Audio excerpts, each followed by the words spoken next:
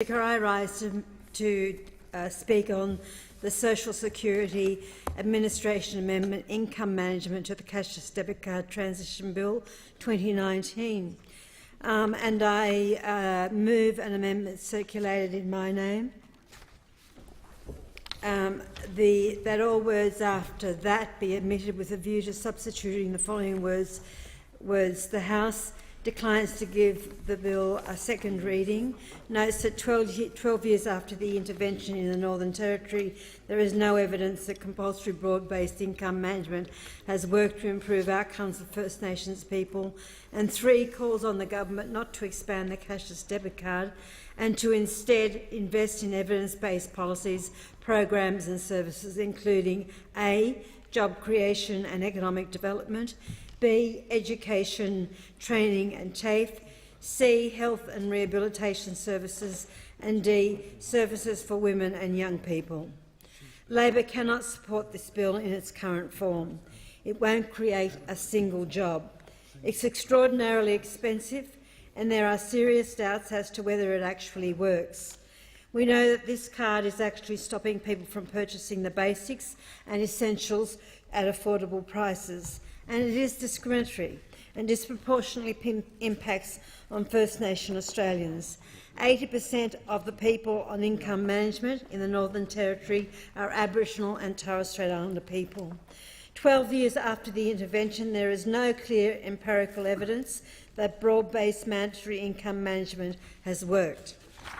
As communities have not been consulted, this bill also is a stalking horse for a national rollout of the cashless debit card, as several in the government has indicated they would like to see. It is incredibly concerning that the government is considering a national rollout, because there simply isn't evidence that broad-based income management and the cashless debit card actually works. Labor is pleased to see that the government has extended the amendment Labor moved earlier this year to allow people to come off the cashless debit card if they are effectively managing their finances. However, that does not fix the fundamental problems with the cashless debit card.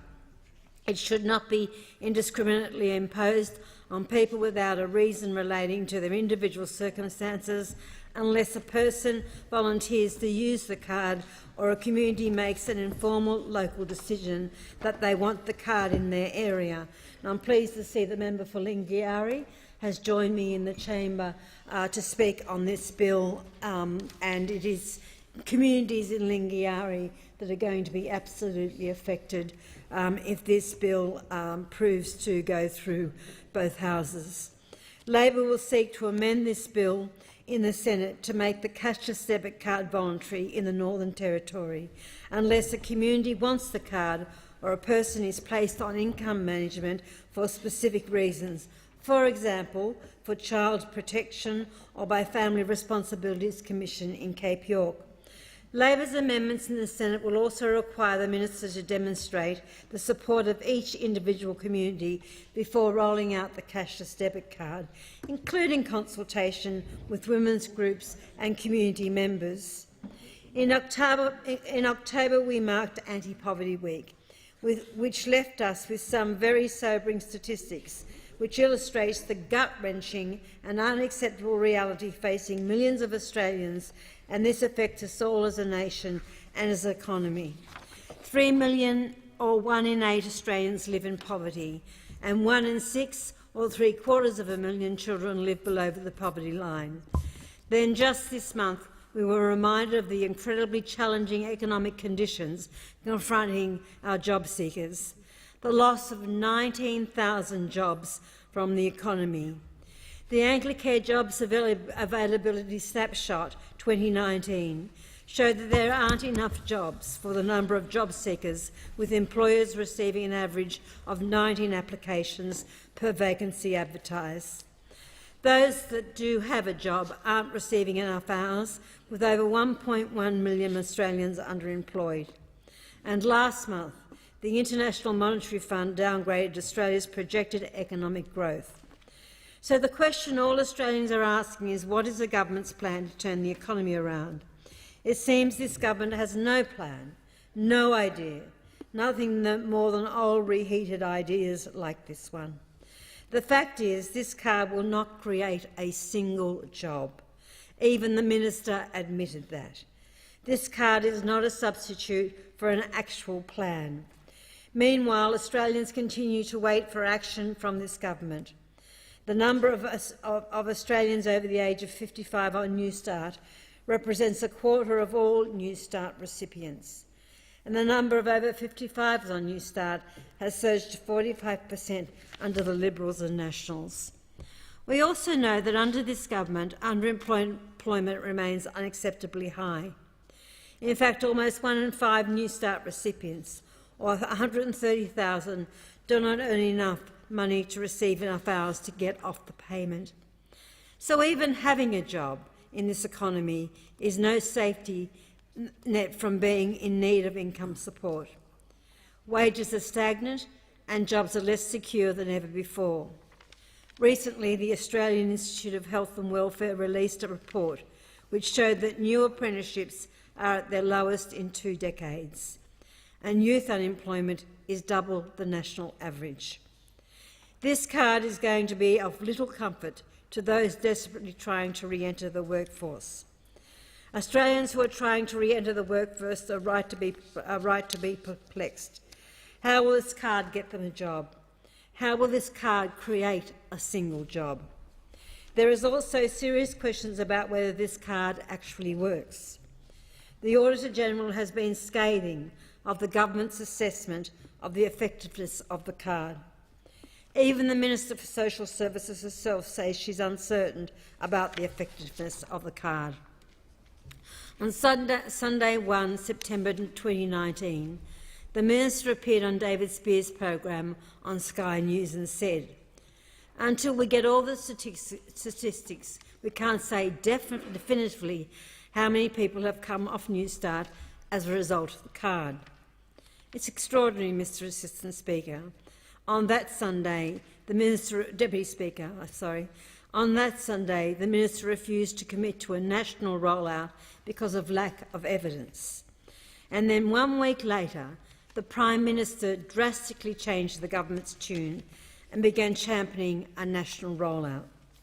There was further equivocation from the government when Senator Anthony Chisholm in the other place asked the Minister to provide further details about the number of recipients who had come off the card. The government has refused. Last month, the Senate concluded a series of hearings it held in relation to the cashless debit card. The overwhelming majority of the 108 submissions and the overwhelming majority of witnesses who testified to the inquiry opposed this bill. It is clear that the government does not care about the evidence. In fact, one of the serious concerns we have about this bill is the absence of any independent or rigorous evaluation of the cashless debit card in the trial sites as to its effectiveness in reducing social harms, particularly alcohol and substance abuse. Cynically, this government doesn't really care whether this thing is effective or not. It is only interested in politics and nothing more. But here's what we do know and what we have heard from the communities and the people on the ground. We know that the evidence of the card's effectiveness to reduce social harm is not only inconclusive, but in some instances it has actually exacerbated the social harms it was designed to reduce or prevent. Money mob talk about told the Senate inquiry. What our data suggests is that potentially welfare quarantining can cause the opposite to happen. While older people and people with disabilities won't be directly put on the cashless debit card, it's unlikely to stop them from being targeted because they receive those higher payments, such as an age pension or a disability pension. We're seeing them currently having their cards and income management allocations taken and used by other people who've already expended their income. So it's actually increasing their vulnerability and diminishing their ability to meet their basic needs. The issue of increased elder abuse was touched on briefly by the University of Adelaide in their cashless debit card baseline data collection research in the Goldfields region, but were not aware of any systemic focus on measuring the incidence of elder or disability abuse in relation to income management of the cashless debit card. This raises the possibility that one type of vulnerability could be just supplanting another one. The inquiry also cited the study at the Menzies School of Health Research, which found that the birth weight of Indigenous babies, and this to me is the actual measure that I have lent on and taken on board as to the inappropriateness of this card. So the Menzies School of Health Research, which found that the birth weight of Indigenous babies, a key indicator of disadvantage and one of the 7 closing the gap targets, actually declined under compulsory income management.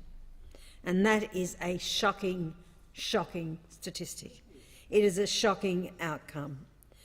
The study key findings of relevance to this Senate committee hearing regarding the draft bill to extend the implementation of the cashless debit card to the Northern Territory communities is that, and this is what Menzies said, is that Aboriginal birth cohort affected by the 13-month rollout of income management resulted in an average reduction in birth weight of 100 grams and a 30% increase in the likelihood of being born with a low birth weight, that is below 2,500 grams.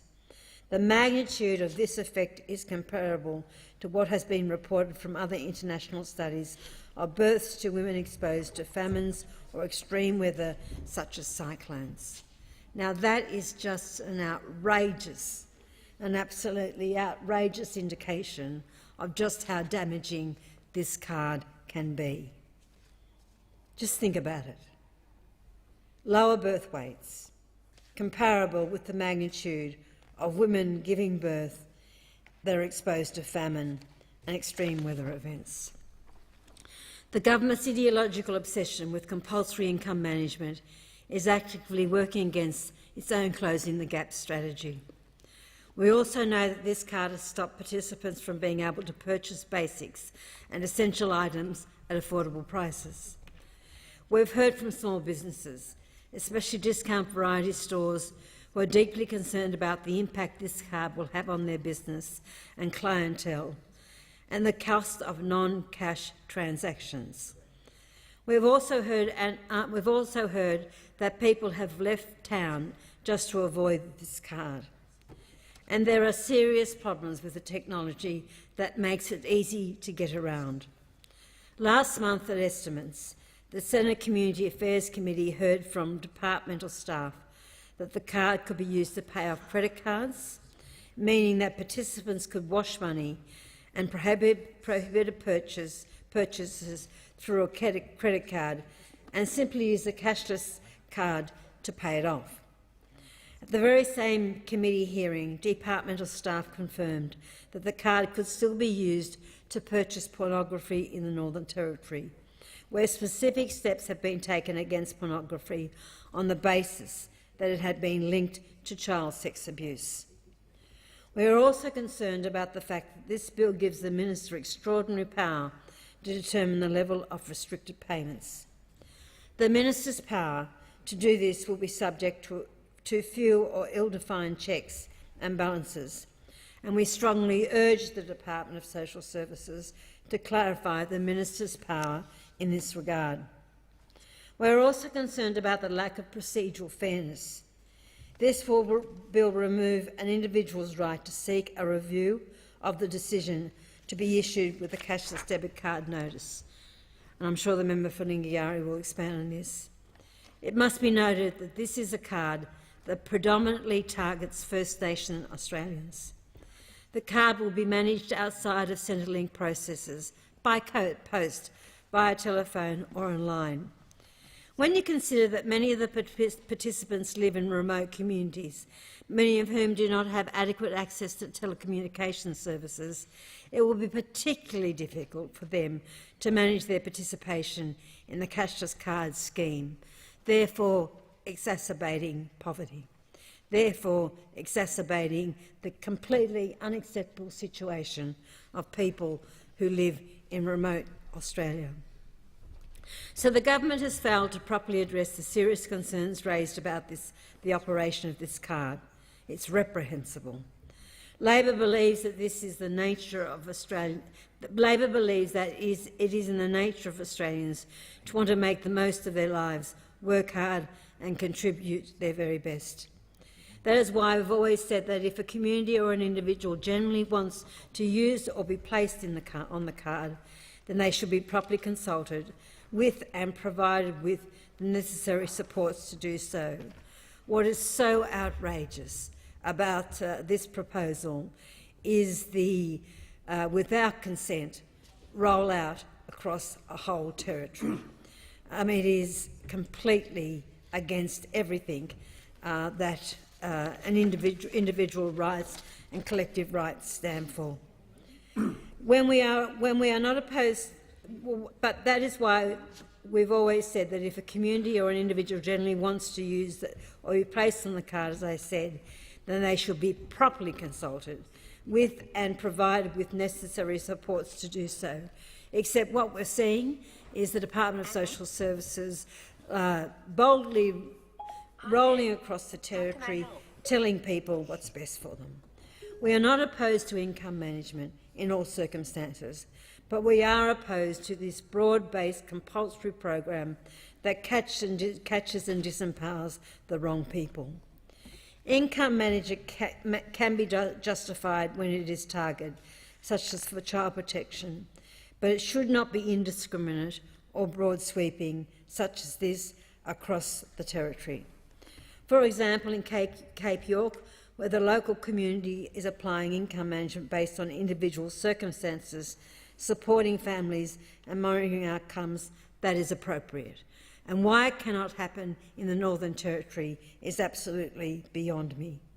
At a recent inquiry into another one of the government's cashless debit card bills, a number of witnesses told the hearing that one of the only credible pieces of evaluation of any form of income management is the evaluation that was completed about income management in the Northern Territory.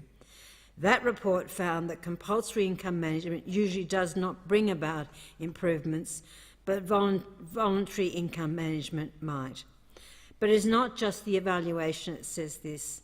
Late last year, in a document presented to the United Nations Committee on Economic, Social and Cultural Rights, the Australian government wrote, and this is the Australian government, there are more positive results associated with people who volunteer, as they have made a choice to change their behaviour and receive assistance. Positive findings have been found for people who have been referred for income management by a social worker or a child protection officer. So on one hand, you've got the Australian government, Mr Deputy Speaker, telling the United Nations that voluntary income management is much better, but in reality what they're doing here is anything but voluntary. I reiterate that the Australian government wrote that. Dr Elise Klein from the University of Melbourne told a Senate committee earlier this year that if we are serious about evidence-based policy making, we must stop the ongoing operations of the cashless debit card or make it entirely voluntary.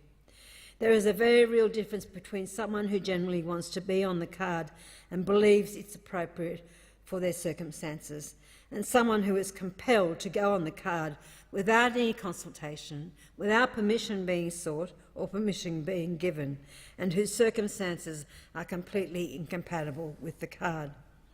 The Aboriginal peak organisations of the Northern Territory, which includes the Central and Northern Land Councils, the Aboriginal Medical Service Alliance Northern Territory, said in their submission the continuation of compulsory income management through the transfer to the CDC is being rushed forward despite the lack of any strong or positive evidence drawn from either the 2014 Social Policy Research Centre evaluation of new income management in the Northern Territory or the 2017 ARIMA research evaluation of the cashless debit card trials in Ceduna, the Goldfields and East Kimberley.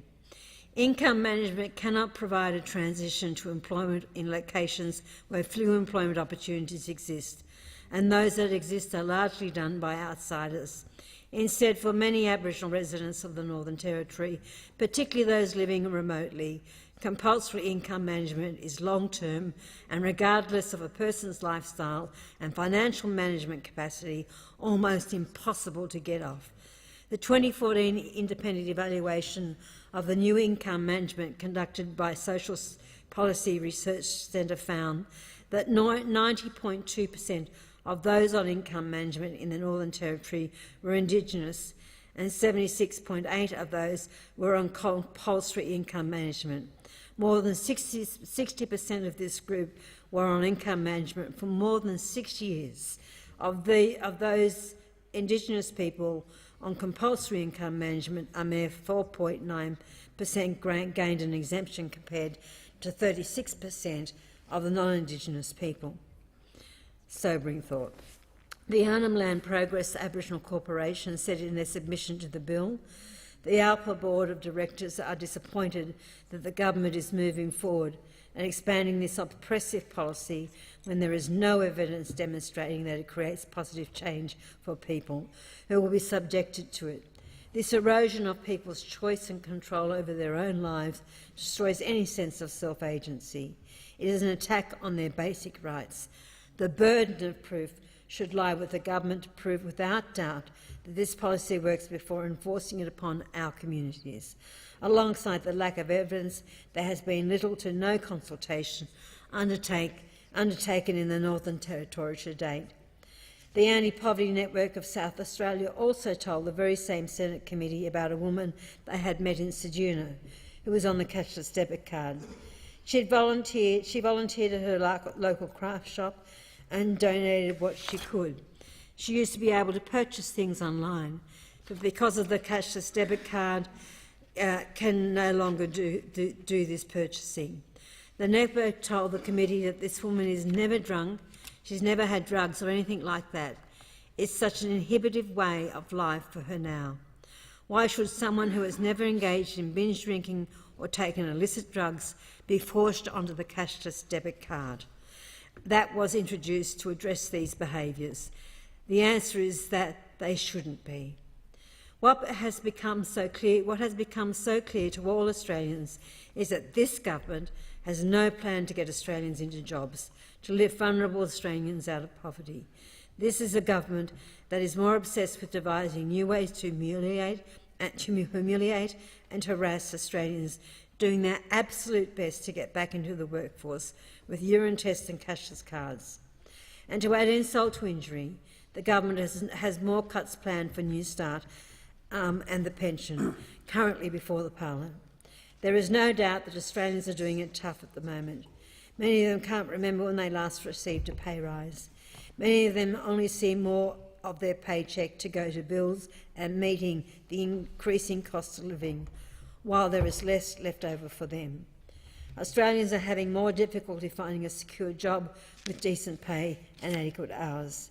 And instead of lifting a finger to help turn around a weak economy that is getting weaker, instead of trying to get Australians back into work, the government actually has a plan for more cuts to Australians out of work and more cuts for pensioners. At a time when Australians are really doing it tough, we need no more support for vulnerable Australians and for our pensioners, not more cruel cuts. Currently, the government is shortchanging pensioners by propping its budget up on the back of pensioners, by refusing to adjust the age pension deeming rates, despite the fact that interest rates are at an all-time low. It currently has before the Parliament a bill to increase the liquid assets test waiting period for New Start. This will disproportionately impact middle-aged workers who have recently been made redundant. Think of men and women in their 50s and 60s who have recently been retrenched from the manufacturing sector and will need time and money to retrain and reskill. This will force them to eat into their savings before they can get help. This will drive them into poverty before they can access income support. This is truly a low blow. The government also has before the Parliament a plan to cut the pension through its payment integrity bill. The government's cruel payment integrity bill will rip $185 million from the pocket of Australian pensioners. In conclusion, Mr Deputy Speaker, this card will not create jobs. It is discriminatory, and there are serious doubts as to whether it is actually effective. It is stopping vulnerable Australians from accessing basics and essentials at affordable prices. Labor opposes this bill, and we, as I indicated, Mr Deputy Speaker, will seek to amend it in the Senate. We have moved second reading amendments here, which I have tabled in my name. I am absolutely appalled at this piece of legislation. There is no evidence to support the introduction of such a measure, and the indiscriminate rollout across communities like the communities that the member for Lingiari represents is nothing short of social engineering as far as I'm concerned.